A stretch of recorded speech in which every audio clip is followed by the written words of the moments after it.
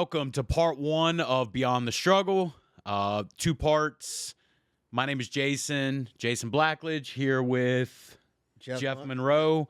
And I know, man, because I feel like I don't want to introduce you. I want you to introduce yourself. You want me to but then do you it? wait for me to do it because Mr. Jeff Monroe.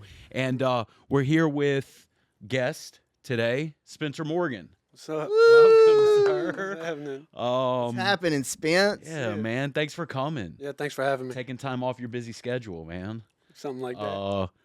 We reached out this weekend. Mm-hmm. We were talking about Yo, I mean, we were just screwing up, and we were like, "Oh, Spencer, like, who can we get that would say, hey, yeah, man, I just fucked up all in. I knew there was a reason behind the call. Yeah, no, man. No, like he was telling you a little bit of the story. We were trying to go over some things that, we were going to do in the next few episodes. And we just started talking about somebody who has some, who's put together some recovery time now.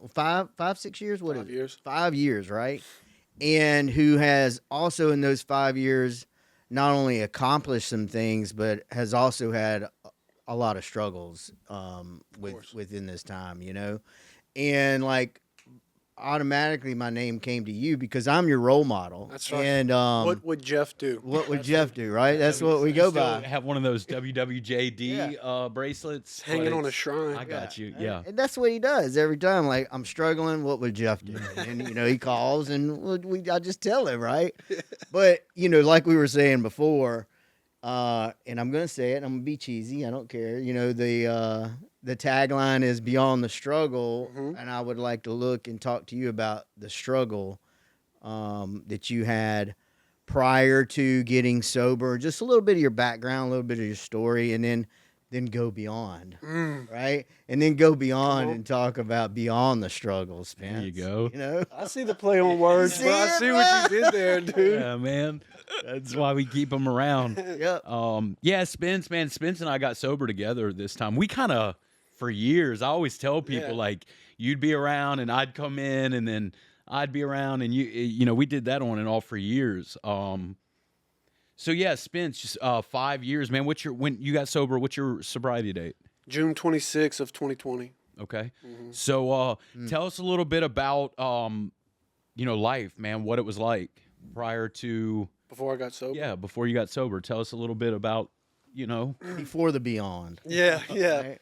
I mean, not to go into too much detail, but whenever I got to Woodlake, I want detail. You wanted the Oh, detail? man, I want all the good stuff. Well, I was a retread, as they call it, and I went to Woodlake the first time in 2017, and by the time I got there this last time, I had, a daughter that was getting adopted. I had twins on the way. I wasn't sure what they were. I just found out my wife at the time was pregnant, and I just knew that they were going to get taken away also.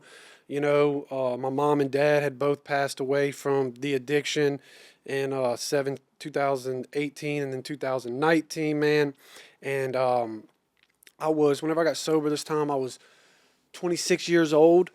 And man, my life was, I was ready to, you know how it gets. You just wasn't ready to not be here no more. Yeah. And that was basically what had happened. I mean, been addicted to drugs, 16, probably hardcore 17 to 26. First treatment was like 19 or 20. I went to Capital Area Recovery Program. CARP, Yeah. Dude. That's where the judge sends you, bro.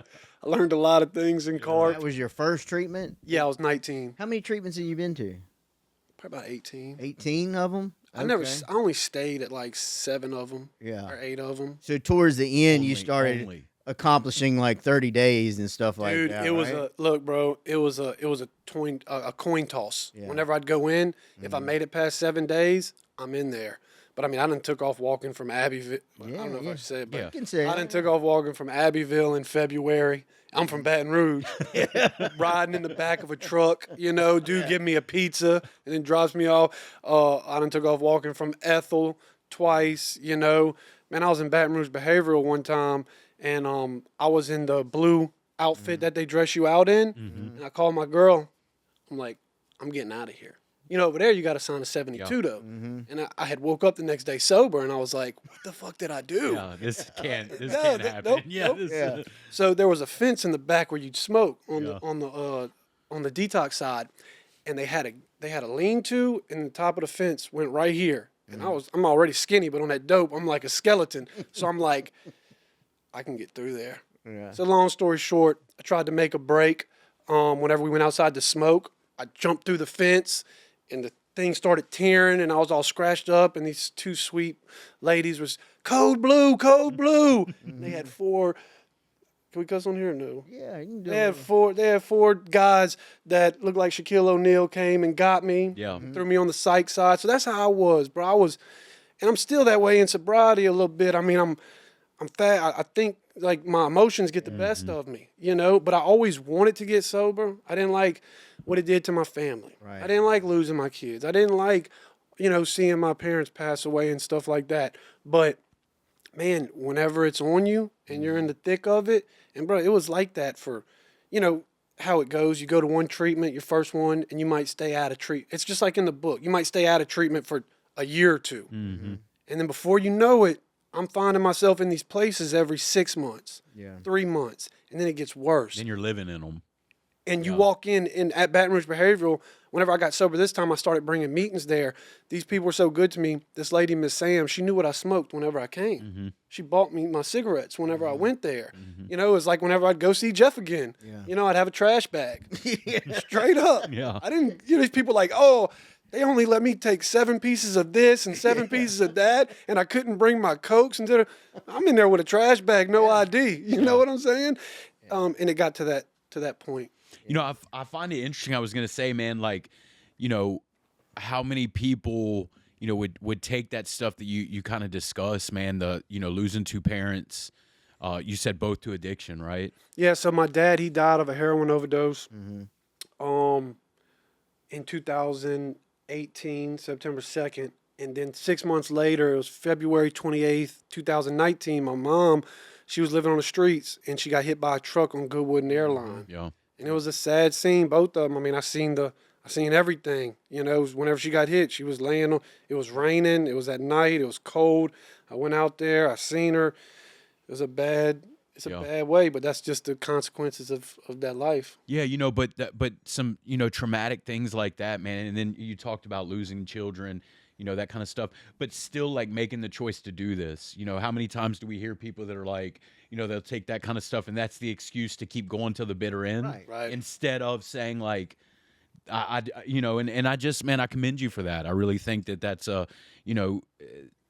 that's tough, man. It's tough to come back and not use that as an excuse. As an addict, I don't need a whole lot, right? Like, you know what I mean? It's like, oh, I don't have any cigarettes. I can't. But, if I have these kind of things where I can really jump on and use those as an excuse, because a lot of people will give me sympathy. How long did you justify like your use by that? Because I know, like, I have both of y'all in group. Did I have both of I y'all mean, in No, group? you had we me. both got sober. I mean, Yeah, we I couldn't remember if y'all same. were both clients of mine at the same We time. were doing it over the phone then. Oh yeah, we were. For IOP. When you first got sober this last time, we were doing it over the phone. Yes. That's right. By the time I got there, because you had been there, I moved in the same Right. sober living house. That's right. And You then we did. went back in, and Right, like you got right to when be I got such there. the best graduate and tell all your stories and everything. But no, you how long did you allow that to justify your use before you said, hey, I can't do this no more. I'm allowing this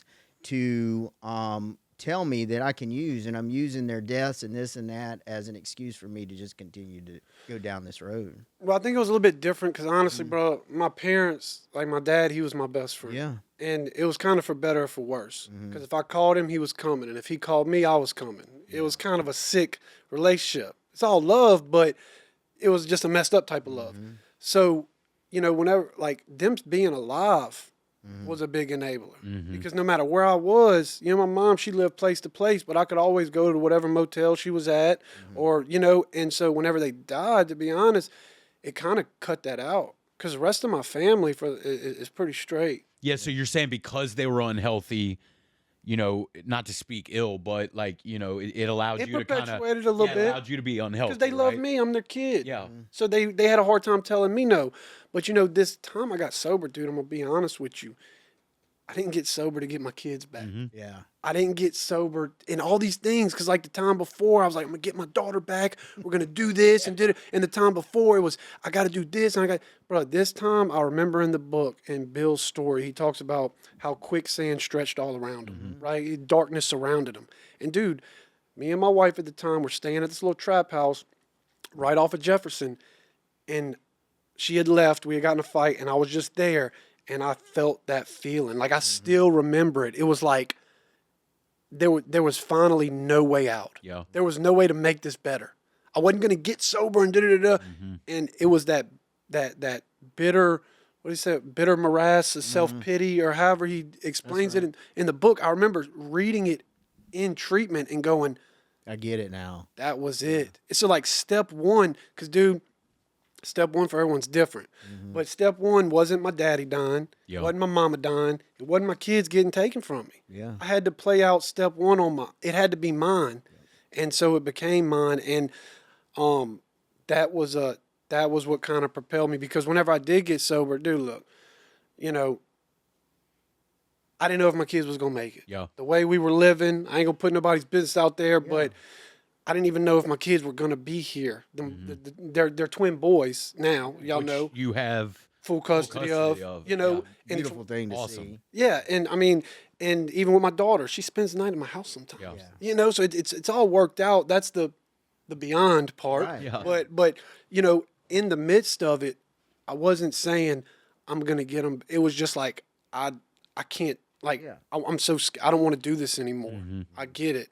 So that's kind of, it wasn't exactly like my parents thought I'm gonna use that as an excuse, and Yeah. it was just the addiction. It was just the yeah. obsession with the allergy and everything they talk about. It was like I was a freight train, bro. Yeah. There was no stopping, and I finally ran out of little steam. And a good buddy of mine, he made the call. He picked me up. You know what I'm saying? I was so weak at the time, and brought me in.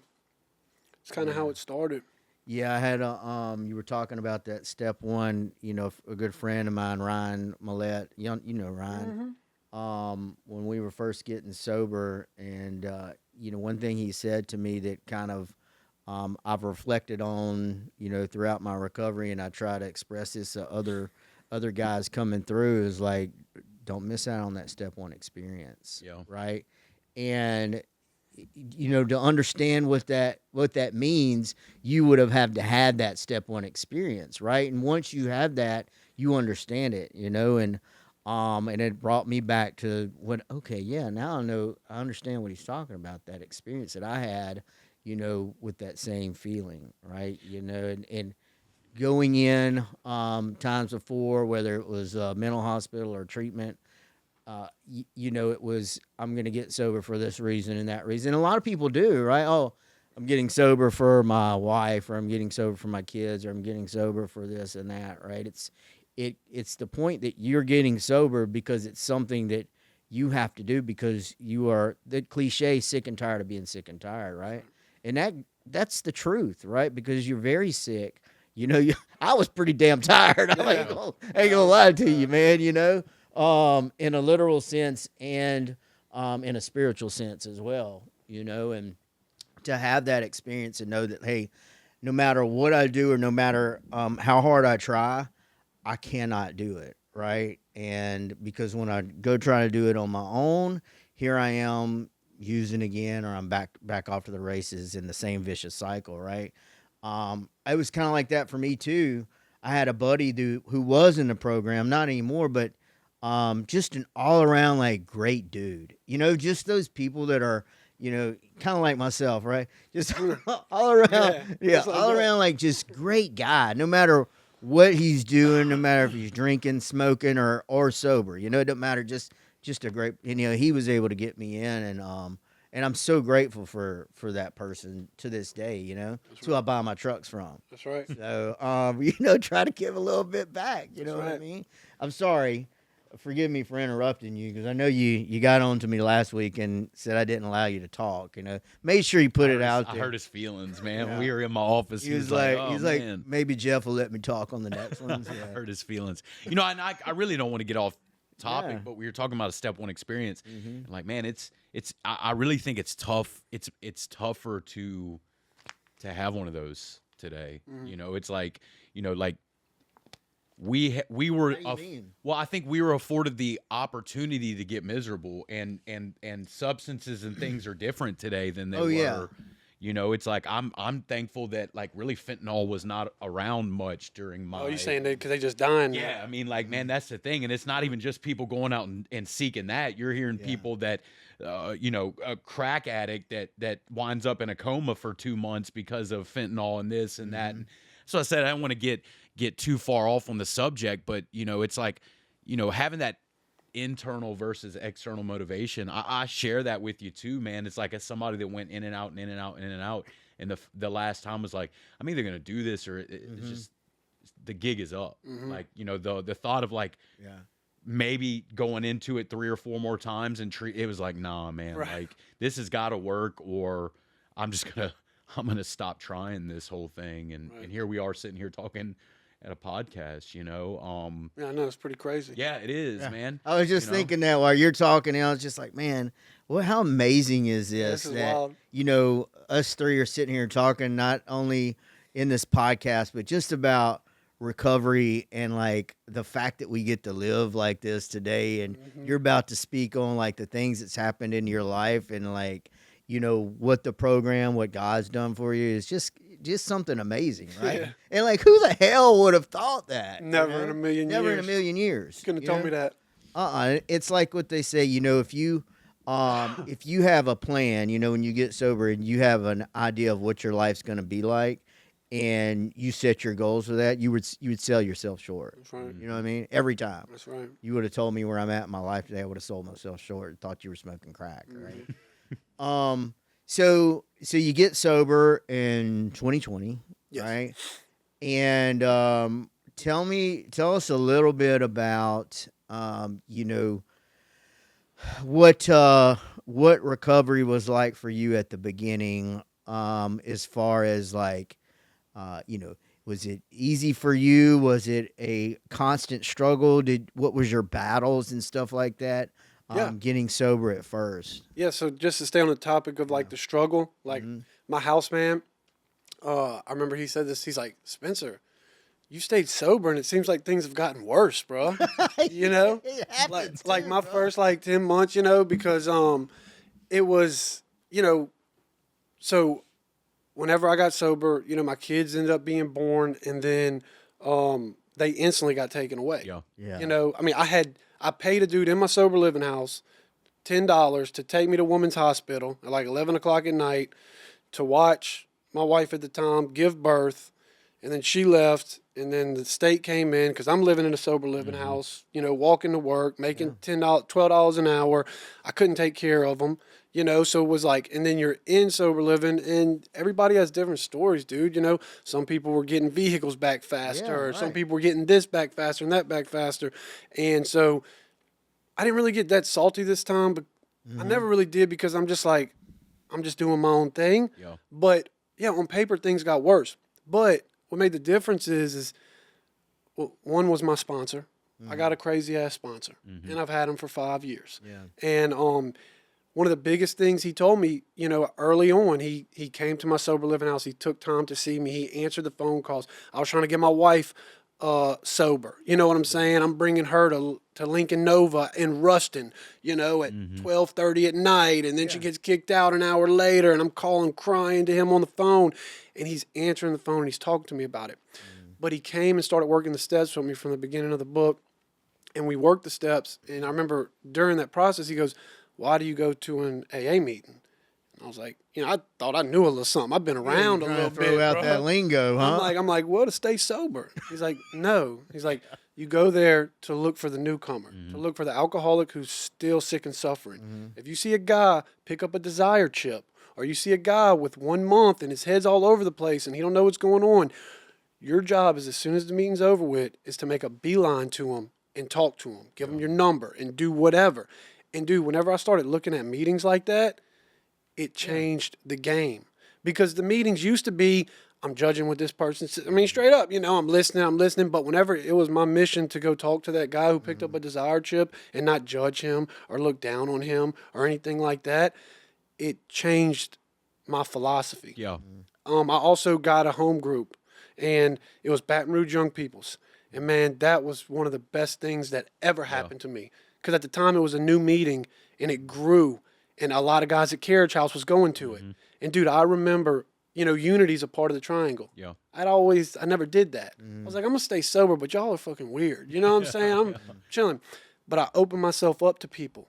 And dude, I think they're weird. So they are weird. Yeah. I'm fucking weird. You know what I'm But saying? you're There's one no- of them, right? there's no but doubt. I'm chilling. We're gonna go watch the game. Yeah. Okay, whatever. But I remember at the end of those Baton Rouge Young People meetings, a guy would pick up a desire chip, and there wouldn't be. I would have to race to get to him, Yeah. and there'd be 3 guys in line talking to him. He's like, what's going on, Bro, man? I'd be Like, pissed. like, Me and my buddy the Brandon, who new lived. guy's like, why are all these men running after me after the meeting? And But that's the stuff? way it's supposed to Yeah. be. And so that, that's kind of what I did early on in recovery. I really was after it. I wasn't worried about getting my kids back. I wasn't worried about getting the car. I didn't know how, and there were struggles. Early recovery's a motherfucker, and so that's kind of how it happened. Well, and so let's go a little bit further, man, because that's I think that one of the things that I really as someone that's known you before you got sober, been in and out and seen the growth, man, it just I love being able to see where life is today, but also I love when people are not just like, man, everything's just great, Everything's just because I it's just not. think that's bullshit. I'm not. like, oh man, so you're really not doing anything then, Yeah. and it's like, so okay, man, so you do get the car back, you do get out of sober living, you do start some of this stuff. I think you moved out of sober living into those apartments, huh? Was that the first move? That was my first And place. did you get so at that point, what was going on with the 2 twins? Let's talk about that a little bit. Okay, fast yeah. forward, So then there's a transition process. I think I moved out about 14 months sober. I was the meat man at Reeves for about 11 months, and then I got a job at an apartment complex doing maintenance. Yeah. I started working there, and then they said, hey, you could also move in here and you get a discounted apartment. Nice. Yeah, so I had like a 2-bedroom, 1.5 bath for $700 a month. You know what I mean? And I moved in, and at that time, me and my wife were still together. So I'm like, we're gonna do this. We're gonna raise these kids. It's gonna be different this time. y'all aren't together anymore. No. Okay, We got that's something divorced. else I'd be interested to hear, how that yeah, went, that's Yeah, and that's just another part of the story, and being able to stay sober through these absolutely. hardships. But whenever you do DCFS cases, because I've had to work 2 of them, and they integrate you very slowly. Yeah. You'll go from having 4 hours to 8 hours of the kids, weekends. Actually it's a Saturday and overnight, Friday to Saturday, weekends. It's a very delicate process. You have court every 3 months. You have drug test, hair test, parenting classes. I mean, they throw the book at you, rightfully so. They should, yeah, absolutely. I have a DCFS worker, Miss Natalie. She was great. She would come by the house, see how everything was, have a bedroom and stuff. And so, but see, I was also making progress, like we talked about earlier. Like before I moved out, for me, I had a bunch of furniture. I was slowly picking things. You know what I'm saying? I'd go to garage sales and I'd find out. So whenever it made it a little bit easier this time, because I've also done we run off emotions. Before I moved out of sober living, it was like we had a car full of shit. Let's go. We just got this trailer in Magnolia. It's up. So it's like, having a plan and then following through with with some goals and Being kinda working calculated. towards a plan, which is again, that's what a lot of normal people do. Yeah, just right. not, They total plan opposite. out. yeah, Yeah. like, like, oh, I'm gonna buy a place. I need to get this, and this. Not like, Well, hey, you look, know, if we're talking about that, you know, I did the complete opposite. Yeah. I bought a house and I had no furniture and no nothing. You know? I had the bed and a dresser, so I had to accumulate everything after buying the house. Yeah. There was zero plan. But, you know, maybe my design for living and the way I read that stuff didn't, you know, calculate as much as it did y'all. Right. Well, and that's like I told, but everybody's recovery is different too, right? Like everybody's first step experience and everybody's, you know, addiction and what they went through is a little bit different, but all on the same path, you know. And, you know, he was able to materialistically, right, gain some things before I did in my recovery phase, you know. And same thing with you. So it's just a little bit different for everybody, but we're all going the same path. guys, thanks for joining us for part 1 of this 2-part episode with Spencer and Jeff. We hope you guys enjoyed. Make sure to like, subscribe, share, follow, do all that good stuff. We'll see you guys next time.